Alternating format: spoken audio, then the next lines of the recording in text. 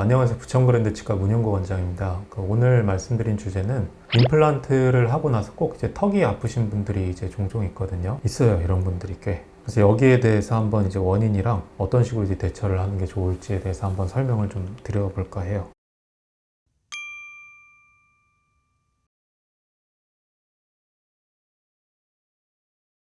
턱 관절이 아플 수가 있어요. 왜냐면은 치아를 쓴다는 거는 치아만 쓰는 게 아니거든요. 그죠? 치아를 이렇게 물 때 쓰는 근육도 사용을 하고요. 꽉 물 때 관절도 거기서 뭐냐면 이렇게 완충작용을 해줘요. 그것도 이제 딱 치아를 부딪힐 때마다 그 관절이 조금씩 갈리면서 닳거든요. 근육을 쓰고 관절을 쓰고 그 다음에 치아를 쓰고 이제 잇몸도 쓰죠. 이것들을 다 써서 이제 우리가 이제 저작이라는 결과를 만드는 건데, 나이가 이제 많으신 분들 치아를 잃고서 이제 거기 임플란트를 심으면 임플란트는 단단하니까 잘 버티거든요. 쇠덩이잖아요. 근데 이제 관절이 못 버티는 분들이 있어요. 관절은 이미 오랫동안, 예를 들어 나이가 한 70세가 넘었다. 그럼 70년 동안 쓰면서 관절은 이미 다 갈려 있고 얇아져 있는데, 거기에다가 이제 이 강력한 임플란트를 씹기 시작하면은 이 관절이 이제 못 버텨나가는 거죠. 거기다가 치아라는 거는 원래 이제 주변에 인대가 있기 때문에 씹으면 자기들끼리 그 완충작용이 있어요. 들어갔다 나왔다 하면서 마치 자동차에 달려있는 쇼바처럼 힘을 분산하면서 최대한 충격을 완화시켜주고 턱 관절에도 힘이 덜 들어가는데, 임플란트는 뼈에 직접 박았기 때문에 씹을 때 그 힘을 못 버텨줘요, 잘. 그죠? 왜냐면 완충작용이 아예 없잖아요. 그래서 이제 임플란트 역사에 대해 간략히 말씀드리면, 원래 옛날에는 그래서 임플란트가 처음 나왔을 때 치과 의사들이 어떻게든 이 인대를 만들어주고 싶어서, 왜냐면 인대가 있어야 방금 말씀드린 것처럼 완충작용이 있고 치아에 힘도 덜 들어가고 턱관절에도 힘이 덜 들어가고 그게 훨씬 좋잖아요. 그죠? 이거를 만들겠다고 별의별 방법을 다 썼어요. 옛날에 이제 초창기 유행했던 게 임플란트를 빼 박은 다음에 막 그거를 흔들어줘요. 일부러 힘을 막 줘서 흔들어주면은 그 주변에 뼈랑 붙는 게 아니고 연조직이, 거기 잇몸 같은 게 개재되면서 임플란트가 조금 그 흔들림이 생기거든요. 그렇게 해놓고 이제 그게 인대를 만들어줬다 이렇게 했는데 1년 있다 빠져버려요.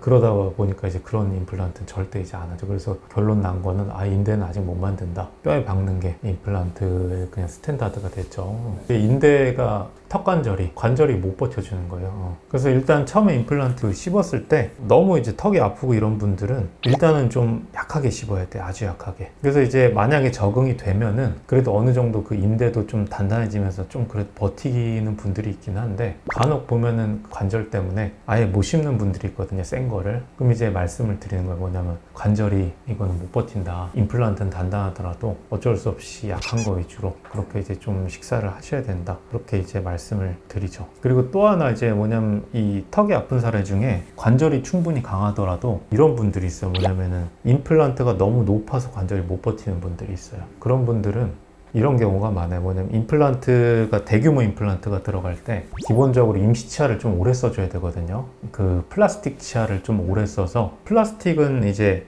좀 그래도 말캉말캉 하잖아요. 탄성도 좋고. 그걸로 이제 충분히 좀 적응을 하는 걸 보고, 그 다음에 이제 단단한 도자기 보철로, 도자기나 뭐 쇠 같은 거 그런 걸로 바꾸고 마무리를 해주면 탈이 잘 안 나는데, 처음부터 그냥 뭐냐면 단단한 걸로 쑥 들어가 버리면은 이 턱관절이 적응을 못하고 굉장히 통증이 심하게 오는 분들이 있어요.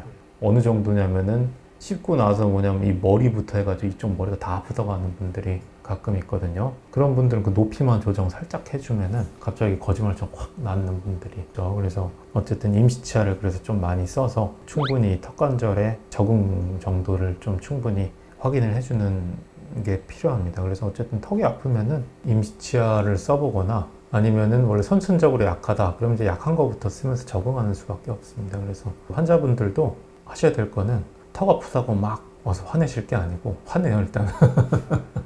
아파서 못 씻겠다. 근데 그거는 저희 영역 밖입니다. 그 관절은 저희가 재생할 수 있는 부분이 아니니까, 그거는 환자분들이 어느 정도는 좀 이해를 하실 필요가 있습니다. 그거는. 네. 치아를 오래 사용함으로써 이제 적응을 일부러 시키는데 그 효과가 많이 괜찮은 편인가요? 그렇죠. 왜냐하면 이제 아까도 말했지만 우리가 관절, 그 다음에 근육도 사용을 하거든요. 근데 근육이라는 거는 프로그래밍 된다고요. 근육은 같은 힘으로 오래 쓰다 보면은 그 근육 안에 저장이 되거든요. 그게 오랫동안 치아가 없으면 그 프로그램이 다 풀려버리잖아요.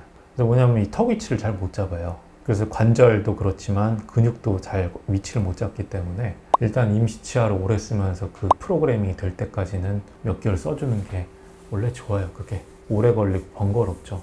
그러니까 이제 그거는 꼭 필요합니다.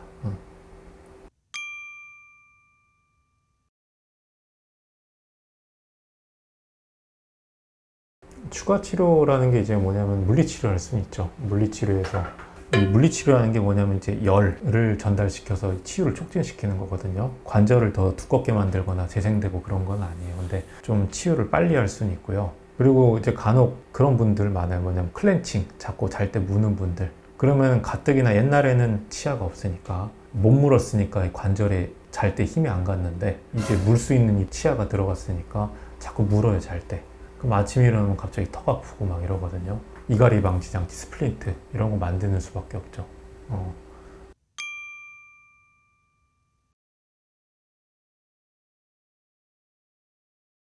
그렇게 하면 좋은데 이제 보톡스도 이제 주의를 해야 되는 게 환자분들 중에는 뭐냐면 이게 나이가 드시면은 피부가 다 처지거든요. 젊은 분들은 상관없는데 근데 그 상태에서 근육 크기까지 확 줄어들어 버리면은 더 처져 보여요.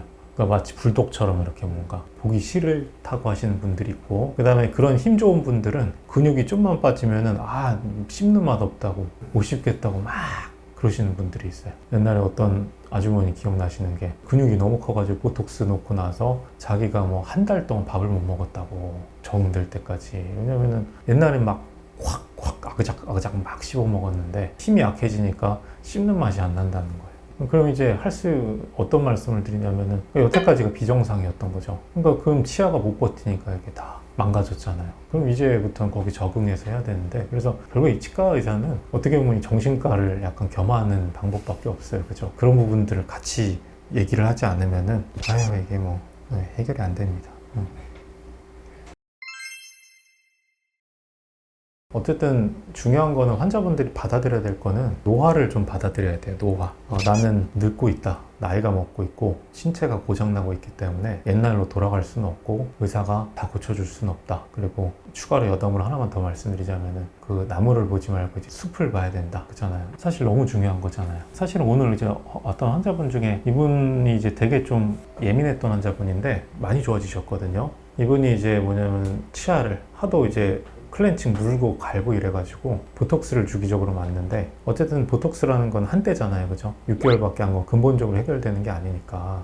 그래서 이제 어떻게 하면 이거를 해결을 해야 되냐. 그러니까 제가 이제 드릴 수 있는 말씀은 뭐냐면은 결국에 스트레스랑 이 생활 패턴, 그 다음 본인의 성향인데 이갈이 같은 거는 예민한 분들이 보통 갈아요. 왜냐면 이제 치아를 갈거나 이제 물고 이런 분들 보면은 얼굴이 이제 뭐 관상이라고 하죠. 그러니까 어쨌든 예민해 보여 다. 대부분은 그래요.